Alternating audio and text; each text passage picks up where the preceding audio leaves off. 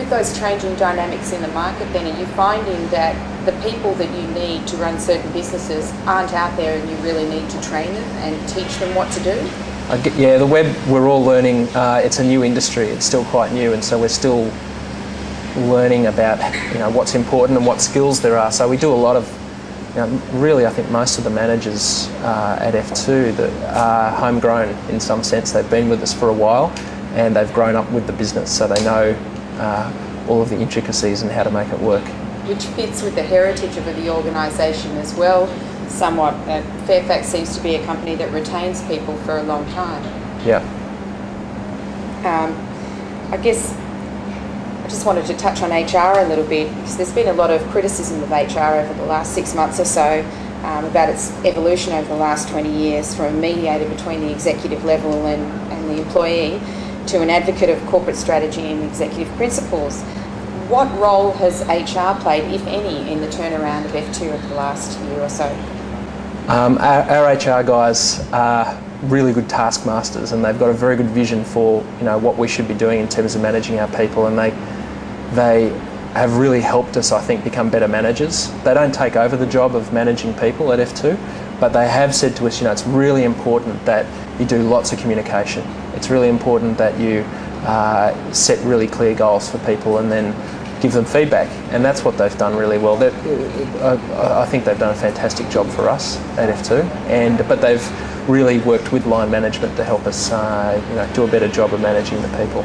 So have you personally then had to focus on change management? Is that something that's been... Absolutely. Yeah. I guess that's 80% of my job, really, because we're always changing. You can't grow at 50% a year in terms of revenue and not change. Of course. You're always changing. It's always, what skills do we need now? Have we got the right people? Do they need to be trained some more, or do we need to change the way we do things? How do you recognise those new skills? It seems to me like maybe if most of your role is focused on change management, it must be quite difficult to recognise the new skill that you need and that new type of individual that may not exist in the marketplace. How do you recognise that? It's an inexact science, that one. Talk long and into the night with the general managers who actually run the businesses day to day about do we have the right skills and what is it we don't know, and then we just plan ways of developing those capabilities. What about marketing then? Where would you rank the organisation's influence in the changes of perception within the industry? What role have they played, I guess, in changes in perception about F2 and the products that you've marketed?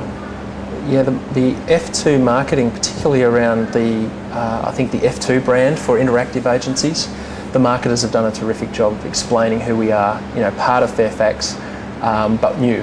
And I think they've done a terrific job of getting those messages through. Who then would you say is within your direct competitive set? That there may be 2, 3, 4, 5 competitors that you consider? Yes, that'd be right. We have obviously in the news space we lead, but we're always looking over our shoulder at news.com.au, and in classifieds the competitors are pretty well known, I think. So each of the businesses that we run has a couple of competitors they keep their eyes on, but we try not also to get too bamboozled by what they're doing, because we want to set the agenda in every one of those categories. I might just veer off a little bit here and talk directly about a competitor. Yahoo's dropped share in the last couple of years. Do you think that they're a viable competitor? It wasn't a name that came up first for you, but they're definitely probably the number one or number 2 brand globally. Yahoo's really strong, but we think they're in a different space to us. And I would say if you ask Yahoo, they'd probably say in Australia their number 1 competitor is 9MSN. We're very focused on news, information and classifieds. So we don't sort of feel like we compete so much with Yahoo. We do a lot of work with them actually. They carry our real estate and motors channels. We power their channels in those areas on their site, and we don't see them as a competitor. Actually, we see them as as a very powerful player in the portal space and search space.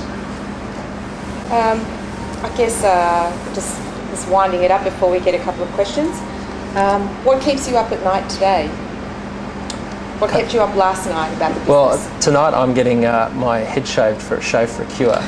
So that's what kept me up last night. So I'm wondering if I'm still going to be recognised by my daughter. In terms of the business though, which is probably where your question is coming from, look, the only things that keep me up at night are people issues, to be honest. You know, are the people at F2 happy? Are they too happy? Are we stretching ourselves enough? Are we setting ourselves aggressive enough targets? Those are the things that worry me. Another question we have from people watching online: are acquisitions part of your growth strategy? Possibly. We're always looking. We keep an eye out for who's coming up for sale, who we might make an offer to. Problem with acquisitions is you can never control the timing, because you can only buy someone who wants to sell. So you've just got to keep your ear to the ground, I think, and that's what we do. And we always talk to everyone we can all the time, basically, see how they're going, see if there's an acquisition there that makes sense for us. Are you personally, or is F2 facing any innovators' dilemmas, if you will? The innovators' dilemmas. Yeah, well, Fairfax does have issues with how, it does have some strategic issues about how print and online will interact. But those are for people higher up the food chain than me, to be honest, at Fairfax. We have been told, go and build a big business and be number one, and that's what we're doing. So we don't sort of concern ourselves too much on a day-to-day basis with questions about how, what the future of print might be. We just get on with the business of online. I guess finally, is there a watch this space in online publishing? Is there something that we should be looking out for in the next year? Something that we should be aware of? Probably. There's lots. You want to keep up your sleeve? Yeah, there's a couple we want to keep up our sleeve, but the next 12 months it's going to get much bigger. It's going to grow really fast, and the guys who are really focused on their core business are the ones who are going to grow faster.